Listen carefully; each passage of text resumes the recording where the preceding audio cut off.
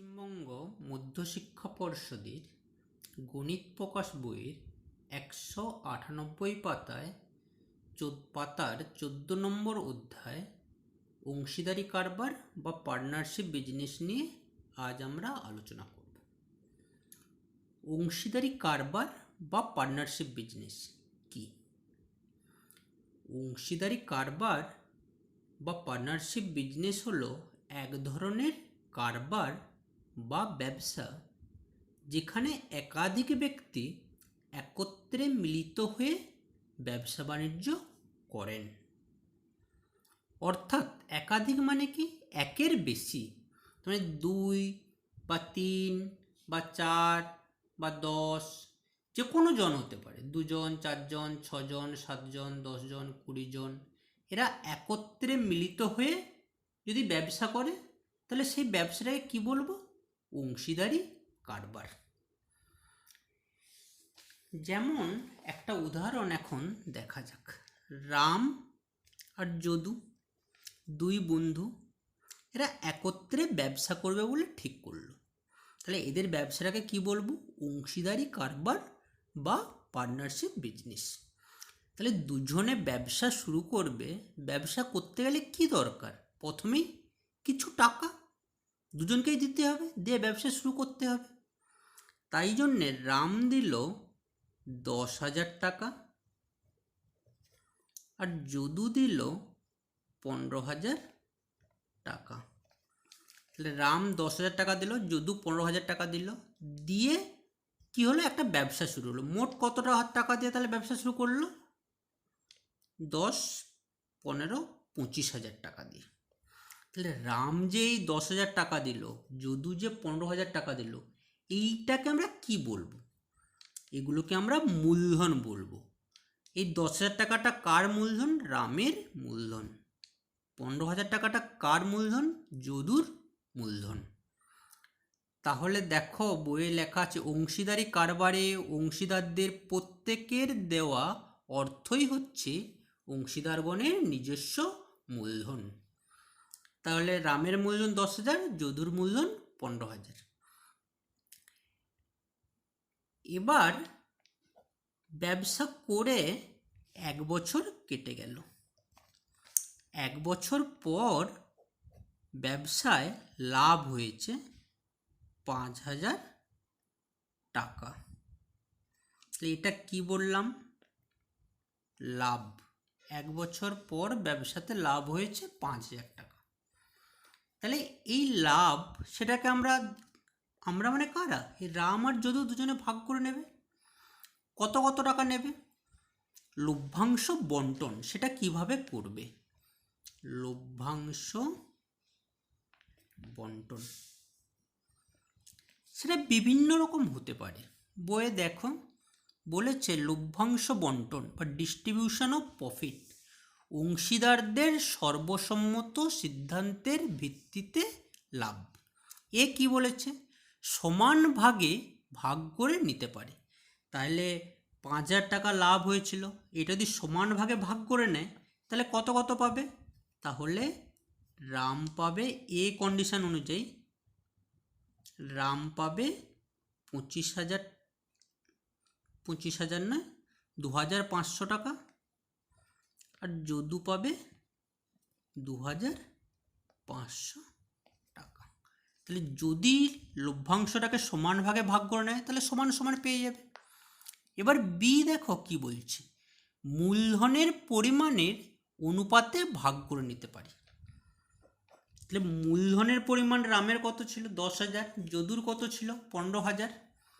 তাহলে রাম ও যদুর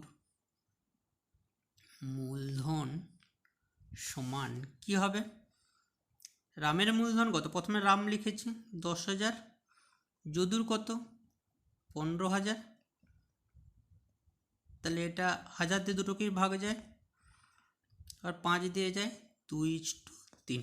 তাহলে রাম ও যদুর মূলধনের অনুপাত কত? 2:3। মূলধনের অনুপাতে ভাগ করে নেবে। তাহলে রাম কত পাবে? তাহলে রাম ও যদুর মূলধনের অনুপাত 2:3। তাহলে রামের মূলধনের আনুপাতিক ভাগ আর কত? 2-এর নিচে 2 + 3 মানে কত? 5 গুণিত লভ্যাংশ কত ছিল? 5000। কাটাকাটি করো, সমান 2000 টাকা। তাহলে রাম পাবে 2000 টাকা। একই রকম যদু কত পাবে? যদুর মূলধনের আনুপাতিক ভাগ আর কত হবে? যদুর ক্ষেত্রে কত আছে? 3। তাহলে 3-এর নিচে 5 গুণিত 5000। একই রকম 5 দিয়ে কাটো, এটা কত হবে? 3000 টাকা। তো দুজনে মিলে ব্যবসা করছিল, লাভ কত হয়েছিল? 5000। এখানে রাম লাভ কত? 5000। রাম কত নেবে? 2000। যদু কত নেবে? 3000। যদি তারা মূলধনের অনুপাতে ভাগ করে নেয়, এই দুয়েরটার মতো মূলধনের পরিমাণের অনুপাতে ভাগ করে নিতে পারেন। এবার সে কি বলছে? সর্বসম্মত অন্য কোনো চুক্তি অনুযায়ী ভাগ করে নিতে পারে। যদিও সর্বসম্মতভাবে অন্য কোনো চুক্তি হয়, সেভাবে তারা নিতে পারে। এইবার যেটা বলছে সেটা ভালো করে দেখো। যদি অংশীদারি চুক্তিতে লাভ বন্টনের কোনো সুনির্দিষ্ট নীতি বলা না থাকে, যদি অংশীদারি চুক্তিতে লাভ বন্টনের কোনো সুনির্দিষ্ট নীতি বলা না থাকে, তবে ধরে নিতে হবে লাভ অংশীদারদের মূলধনের অনুপাতে বণ্টিত হবে। তার মানে এই যে আমরা বি প্রসেসটা করলাম, যদি কোনো কিছু না বলা থাকে, তাহলে আমাদের লাভটা কীভাবে বন্টন হবে? এই মূলধনের অনুপাতে। প্রথমে মূলধনের অনুপাত বার করবে, তারপর আনুপাতিক ভাগ হার দিয়ে লাভটা বার করবে। সি কি বলেছে? সি তো হয়ে গেল। এবার 3 নম্বরে বলছি ব্যবসা পরিচালনার সাম্মানিক ভাতা। কি সেটা? ব্যবসা পরিচালনার ক্ষেত্রে অংশীদারদের প্রত্যেকে বা কেউ কেউ যদি সময় ও শ্রম দিয়ে থাকেন, তবে তার জন্য তাদের কী হারে সাম্মানিক ভাতা দেয়া হবে তা চুক্তির সময় নির্ধারিত থাকে। এই ভাতা প্রদানের পর লভ্যাংশ বন্টন করা হয়। এটা অঙ্ক করতে গেলে আমরা বুঝতে পারবো। এরপরে আমরা একদম একের দাগের অঙ্কটাতে চলে আসছি। কি বলছে দেখা যাক। কষে দেখি 14 একের অঙ্কটা দেখা যাক কি বলছে। আমি ও আমার বন্ধু মালা দুজনে যথাক্রমে 15,000 টাকা ও 25,000 টাকা মূলধন নিয়ে একটি ব্যবসা শুরু করলাম। 1 বছর পর 16,800 টাকা লাভ হলো। হিসাব করে দেখি আমরা কে কত টাকা লভ্যাংশ পেলাম। তাহলে 15,000 ও 25 টাকা নিয়ে দুজনে ব্যবসা শুরু করেছিলাম।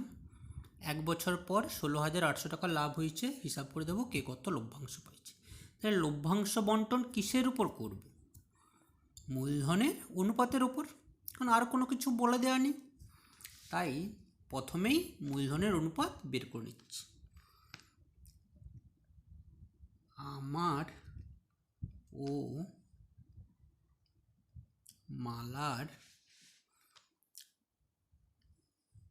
মূলধনের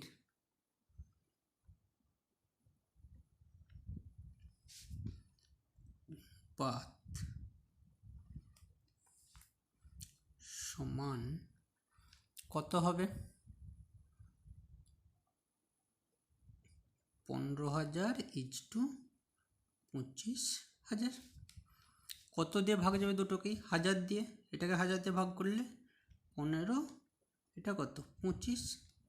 দুটোকেই 5 দিয়ে যাবে, তাহলে 3:5।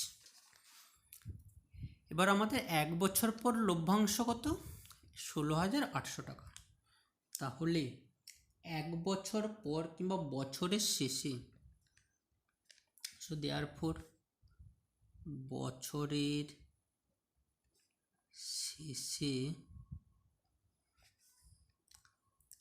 আমি লভ্যাংশ পাবো, লভ্যাংশ পাবো সমান, বলো তো আমার মূলধনের আনুপাতিক ভাগাহার কত? আমার মানে কত? 3 প্রথমে আছে, আর এই দুটোর যোগফল 3 5 8, আর লাভ কত হয়েছিল? 16,800 টাকা। 8 দিয়ে কাটো, 8 2 16, 1 0 0, এটা 21কে 3 দিয়ে 63 0 0 টাকা। তাহলে বছরের শেষে আমি কত লভ্যাংশ পাবো? 6,300 টাকা। আবার মালারটাও বের করব। বছরের শেষে মালা লভ্যাংশ পাবে। তাহলে মালার আনুপাতিক ভাগাহার কত হবে? মালার মূল, এই যে আমার মালার মূলধনের অনুপাত, মালা পড়েছিল এখানে কত আছে? 5, তাহলে 5-এর নিচে 8, 1 6 8 0 0 2 1 0 0 টাকা সমান 21কে 5 দিয়ে কত হবে? 105 0 0 টাকা। তাহলে বছরের শেষে মালার লভ্যাংশ কত হবে? এত টাকা। তাহলে বছরের শেষে আমি কত টাকা পাবো? 6300 টাকা, এবং মালা কত পাবে? 10,500 টাকা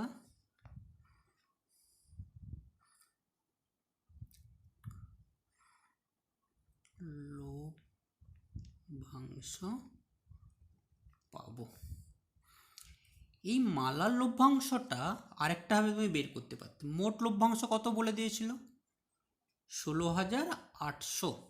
তো 16,800 থেকে 6,300 বাদ দিলে এটা আসবে। সে বিয়োগও তুমি করতে পারতে, আবার এভাবেও তুমি বার করতে পারো। 2-এর দাগের অঙ্কটা,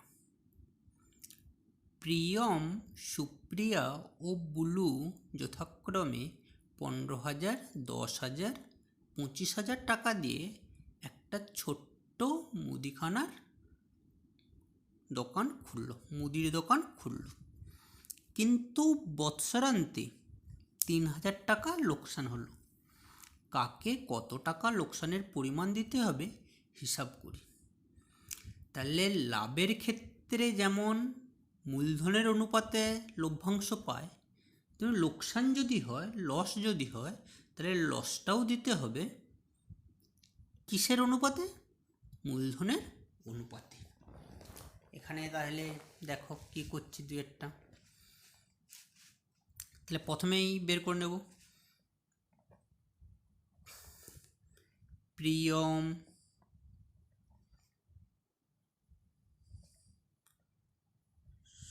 সুপ্রিয়া ও বুলুর মূলধনের অনুপাত সমান। তাহলে প্রথমে প্রিয়ম লিখেছি। প্রিয়ম কত টাকা দিয়েছিল? 15,000। সুপ্রিয়া কত দিয়েছিল? 10,000। আর বুলু 25,000। তিনটেকেই 1000 দিয়ে ভাগ যাবে, এটা কত হবে? 15:10:25। আবার 5 দিয়ে, তাহলে তিনটেকেই 5 দিয়ে গেলে 5:3:2:5। প্রিয়ম, সুপ্রিয়া, বুলুর মূলধনের অনুপাত এটা। বছরের শেষে কত টাকার লোকসান হয়েছে? 3,000 টাকা। তাহলে আমি কি বলবো? প্রত্যেক অংশীদার তাদের মূলধনের অনুপাত, দেখো কি লিখছি, প্রত্যেক অংশীদার তাদের মূলধনের অনুপাতে কি হবে, লোকসান দেবে। লোকসান দেবে।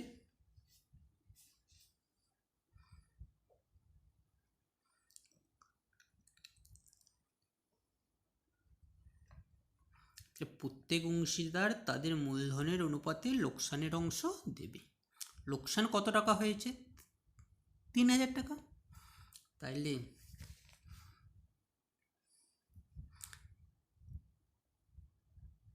3000 টাকা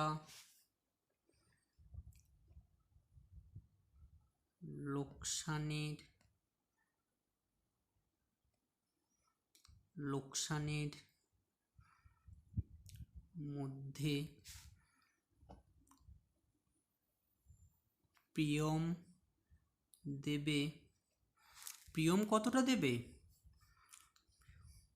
প্রিয়ম লোকসান দেবে। লোকসান দেবে কতটা? তাহলে প্রিয়মের আনুপাতিক ভাগার কত হবে? 3 বাই এই 3টের যোগফল, 3 2 5 10 গুণিত 3000। কাটো, কত হবে? 900 টাকা। একই রকম সুপ্রিয়া, সো দেয়ারফর সুপ্রিয়া লোকসান দেবে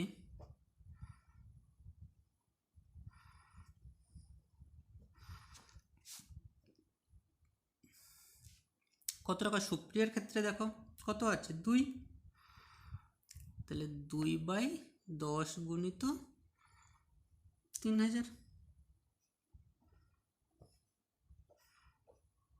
কত হচ্ছে?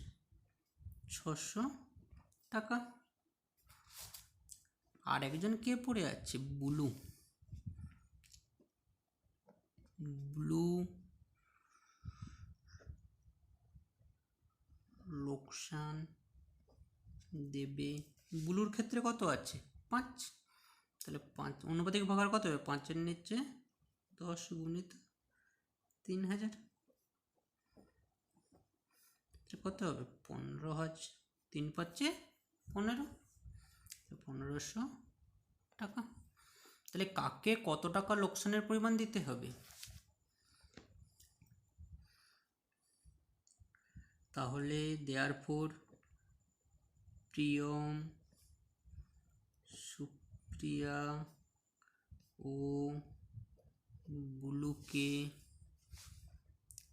যথাক্রমে 900 টাকা, 600 টাকা ও 1500 টাকা লোকসানের পরিমাণ দিতে হবে। 3-এর অঙ্কটা কি বলছে দেখা যাক। শোভা ও মাসুদ দুজনে মিলে 2,50,000 টাকার একটি গাড়ি কিনে 2,62,500 টাকায় বিক্রি করলেন। গাড়িটি কেনার সময়ে শোভা মাসুদের 1.5 গুণ টাকা দিয়ে থাকলে কে কত টাকার লভ্যাংশ পাবেন তা হিসাব করে লিখি।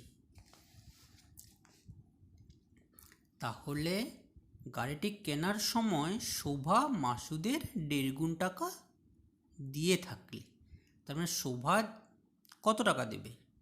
মাসুদ যে টাকা দেবে তার 1.5 গুণ টাকা। তাহলে ধরি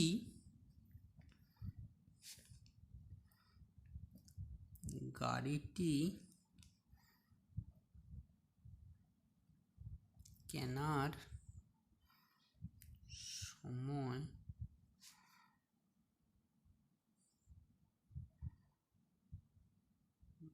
মাসুদ দিয়েছিল এক্স টাকা। তাহলে ধরি গাড়িটি কেনার সময় মাসুদ দিয়েছিল এক্স টাকা, তাহলে শোভা কত দেবে গাড়িটি কেনার সময়? শোভা মাসুদের 1.5 গুণ। তাহলে শোভা দেওয়ার পর শোভা দিয়েছিল কত টাকা? 1.1 ইন্টু এক্স টাকা। কারণ কি বলেছে, গাড়িটি কেনার সময় শোভা মাসুদের 1.5 গুণ টাকা, তাহলে মাসুদ এক্স টাকা দিলে শোভা তার 1.5 গুণ দিয়েছে। সমান কত হবে? 2 × 2 = 3, তার মানে 3x/2 টাকা। তাহলে গাড়িটি কেনার সময় মাসুদ দিয়েছিল এক্স টাকা, শোভা দিয়েছিল এত টাকা। তাইলে লিখে নিচ্ছি, শোভা ও মাসুদের মূলধনের অনুপাত সমান। প্রথমে শোভা লিখেছি, শোভা কত টাকা দিয়েছিল? মানে যে টাকাটা দিয়ে গাড়ি কিনেছিল দুজনে মিলে, সে টাকাগুলো কি মূলধন। তাহলে শোভার মূলধন 3x/2 আর মাসুদের মূলধন x, সমান 3/2 × 1, x দুদিকেই আছে। তাহলে কত হবে? 3:2, 2 দিয়ে অনুপাতের দু সাইডেই পূর্বপদ উত্তর পদকে গুণ করলাম, তাহলে 3:2। এবার দেখো কি বলেছে, গাড়িটা কিনেছিল 2,50,000 টাকা দিয়ে, বিক্রি করেছে 2,62,500 টাকা দিয়ে। তাহলে লাভ কতটা হয়েছে? কারণ লভ্যাংশ তারা ভাগ করে নেবে। সো দেয়ারফর গাড়ি বিক্রি করে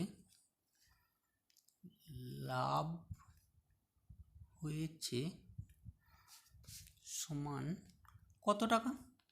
2,62,500 মাইনাস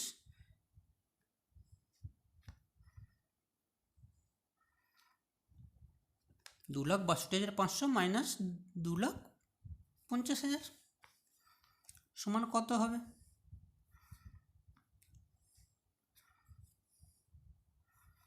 0.5, এটা 5 হবে, আর কত? 2,1 টাকা। তাহলে 12,500 টাকা গাড়িটি বিক্রি করে লাভ হয়েছে, তাই তো? গাড়িটা বিক্রি করে কত লাভ হয়েছে? 12,500।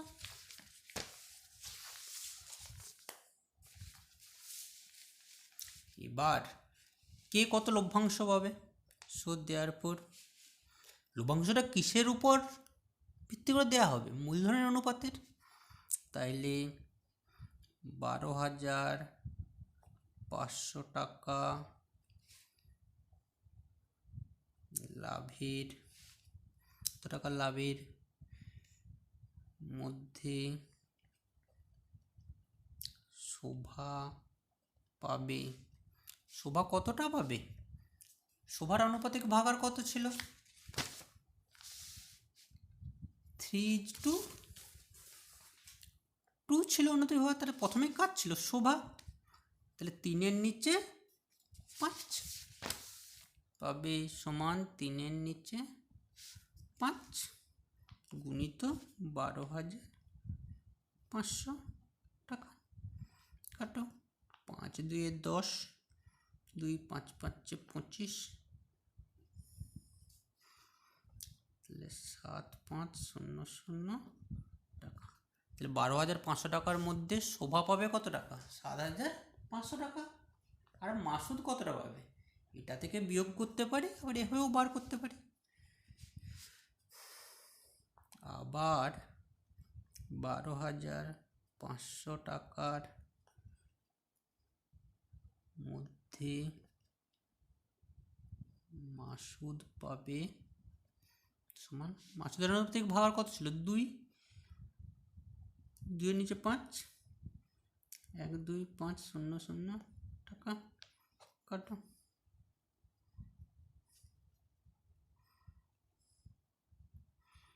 50, 5,000 টাকা। তাহলে 12,500 টাকার মধ্যে শোভা পাবে 7,500 আর মাসুদ পাবে 5,000 টাকা। তাহলে শোভা ও মাসুদ যথাক্রমে কি হবে, লভ্যাংশ পাবে। লভ্যাংশ পাবে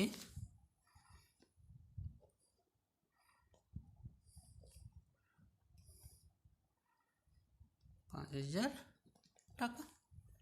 বোঝা গেল? 4 অঙ্কটা, 3 বন্ধু যথাক্রমে 5,000 টাকা, 6,000 টাকা ও 7,000 টাকা দিয়ে একটি অংশীদারি ব্যবসা শুরু করার 1 বছর পর দেখলেন 1,800 টাকা লোকসান হয়েছে। মূলধন ঠিক রাখার জন্যে প্রত্যেকে লোকসানের পরিমাণ দিয়ে দেবেন বলে সিদ্ধান্ত করেন।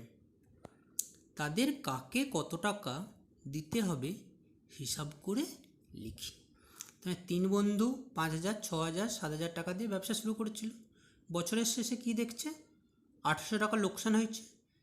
মূলধনটা ঠিক রাখার জন্য এই 1,800 টাকাটা তাদের পুষিয়ে দিতে হবে লোকসান দিয়ে। তাহলে কি করা যায় দেখা যাক। তাহলে প্রথমেই মূলধনের অনুপাত লিখে নেব। তাহলে 3 বন্ধুর মূলধনের অনুপাত সমান, প্রথম বন্ধু কত টাকা দিয়েছিল 5,000, দ্বিতীয় বন্ধু কত 6,000, তৃতীয় বন্ধু কত 7,000। তিনটাকে 1,000 দিয়ে যাবে, তাহলে কত হবে 5:6:7। আর ছোটো করা যাবে না। বছরের শেষে কত লোকসান হয়েছে, বছরের শেষে লোকসান হয়েছে কত টাকা, 1,800 টাকা। তাহলে লোকসানের টাকাটা কে কে দেবে, 3 বন্ধু মিলে দেবে। তাহলে কীভাবে দেবে, তারা মূলধনের অনুপাতেই লোকসানটা দেবে। তাহলে লিখে নিচ্ছি,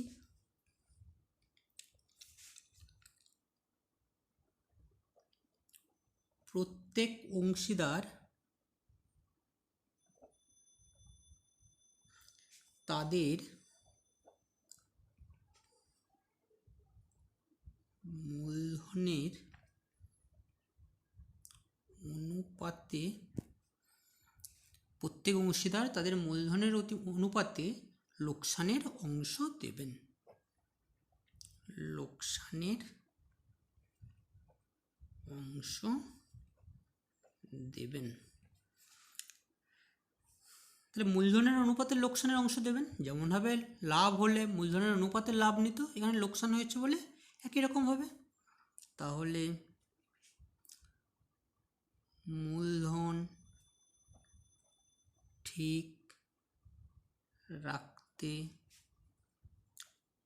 প্রথম বন্ধু দেবেন কত টাকা দেবে, তাই প্রথম বন্ধুর আনুপাতিক ভাগার কত দেখব, 5-এর নিচে এই 3টে যোগ করব। 5-এর নিচে 5 + 6 + 7, 5 + 6 কত 11, 11-এর সাথে 18 গুণিত লোকসান কত হয়েছিল 1,800 টাকা, কাটাকাটি করলে 100 সমান 500 টাকা। প্রথম বন্ধু কতটা দেবে, মূলধন ঠিক রাখতে প্রথম বন্ধু দেবেন এত টাকা। তাহলে দ্বিতীয় বন্ধু লিখছি, দ্বিতীয় বন্ধু দেবেন, দ্বিতীয় বন্ধুর আনুপাতিক ভাগার কত হবে, 6-এর নিচে 18 গুণিত 1,800 টাকা, একই রকম 600 টাকা। তৃতীয় বন্ধু দেবেন, তৃতীয় বন্ধুর ক্ষেত্রে আনুপাতিক ভাগার কত হবে, 7-এর নিচে 18 গুণিত 1800 টাকা,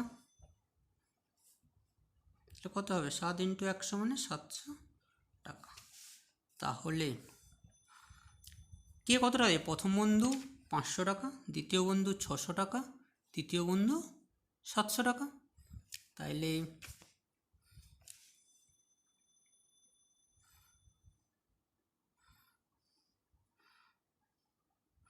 মূলধন ঠিক রাখার জন্যে প্রথম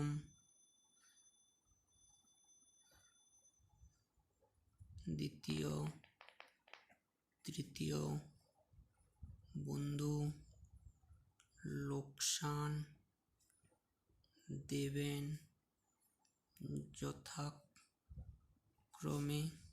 কত টাকা? 500 টাকা, 600 টাকা ও 700 টাকা।